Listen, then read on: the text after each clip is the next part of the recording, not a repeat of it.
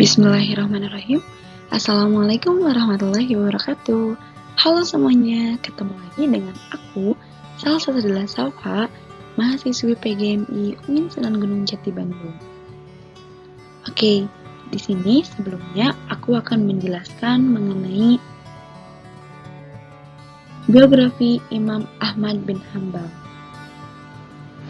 Aku akan menjelaskan biografi singkat mengenai Imam Ahmad bin Hambal. Imam Ahmad bin Hambal adalah seorang ahli fikih sekaligus pakar hadis di zamannya.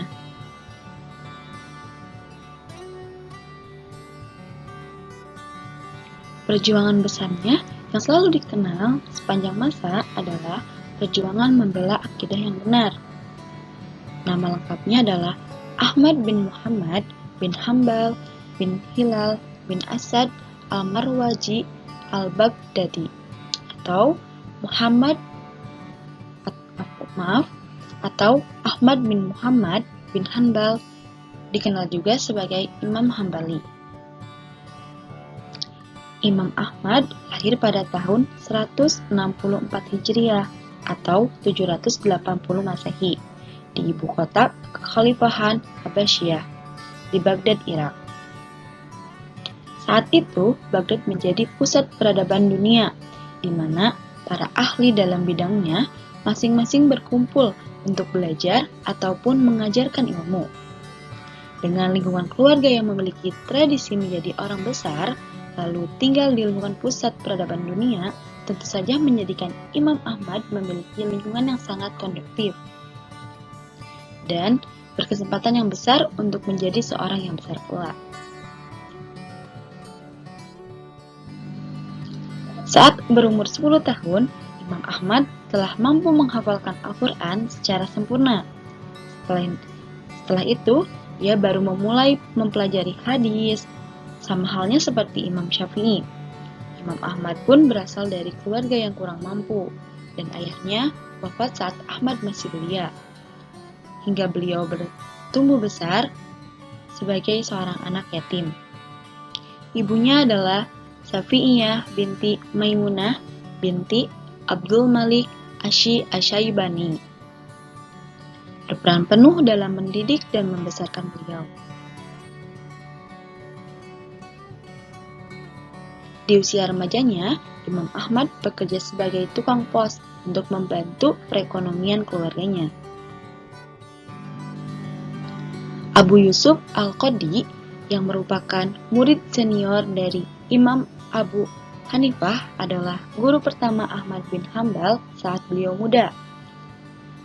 Dari Abu Yusuf Al-Qadi, beliau belajar dasar-dasar ilmu fikih, kaidah-kaidah ijtihad, dan metodologi qiyas dari Abu Yusuf. Tidak cukup menimba ilmu dari ulama-ulama Baghdad, Imam Ahmad juga menempuh safar dalam mempelajari ilmu.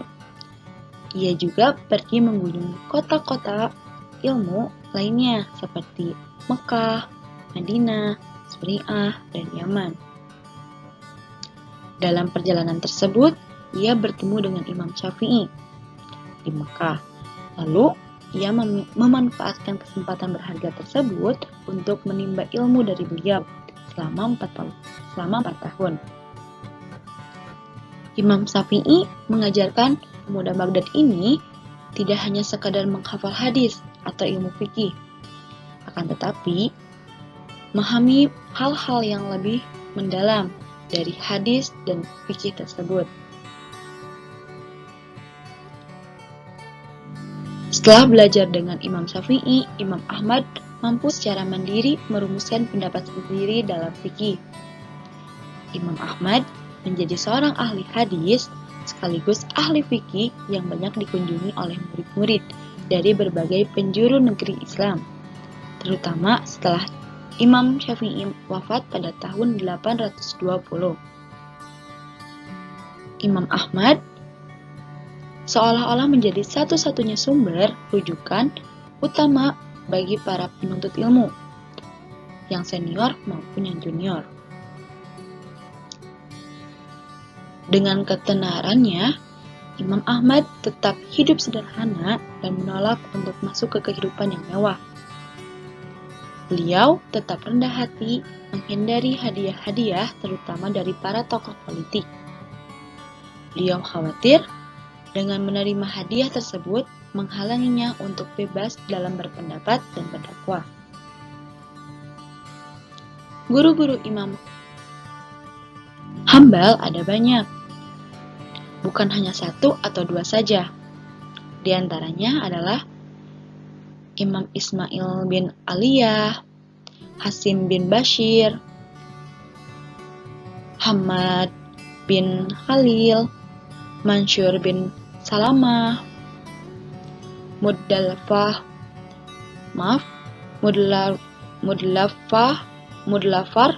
bin Mudrik, Utsman bin Umar, Hashim bin Qasim, Abu Sa'id Maula Bani Hashim, Muhammad bin Yazid, dan banyak lagi.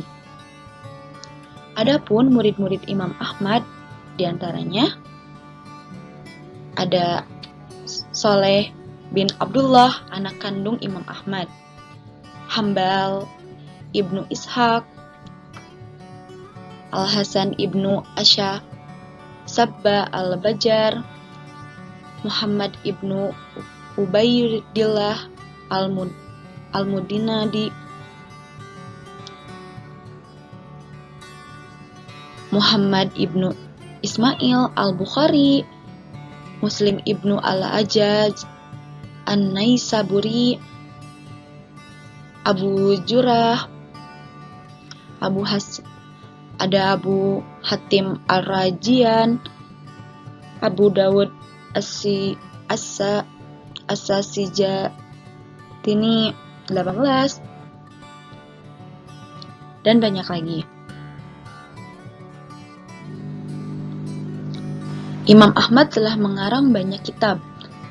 Sebagian dari karya beliau antara lain adalah Kitab Al-Musnad, Kitab Tafsir Al-Quran, Kitab Nasik wa Al-Mansuk, Kitab As-Sahabah 24, terus ada Kitab Allah, yang keenam juga ada Kitab Jawabat Al-Quran, terus ada Kitab Al-Tariq, ada Kitab Al-Manasik Al-Kabir, ada Kitab Al-Manasik Al-Sogir, terus ada Kitab Ta'at Ar-Rasul.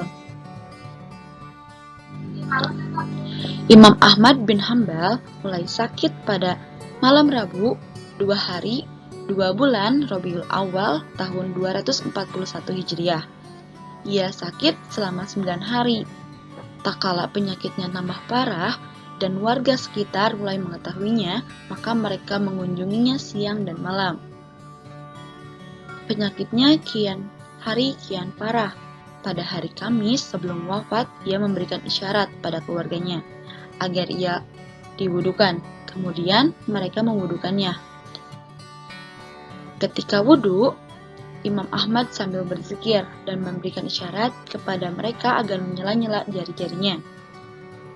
Beliau menghembuskan nafas terakhirnya pada hari Jumat bertepatan dengan 12 Rabiul Awal 241 Hijriah atau 855 Masehi pada umur 77 tahun di kota Baghdad. Ia dimakamkan di pemakaman Al-Harb. Warisan Imam Ahmad yang tidak hanya terbatas pada permasalahan fikih yang ia hasilkan, atau hanya sejumlah hadis yang telah ia susun. Namun, beliau juga memiliki peran penting dalam melestarikan kesucian keyakinan Islam dalam menghadapi penganiayaan politik yang sangat intens.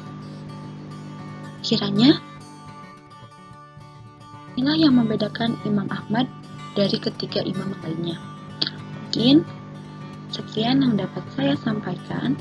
Selebihnya, mohon maaf apabila banyak kesalahan. Ambil manfaatnya, buang keburukannya. Terima kasih. Assalamualaikum warahmatullahi wabarakatuh.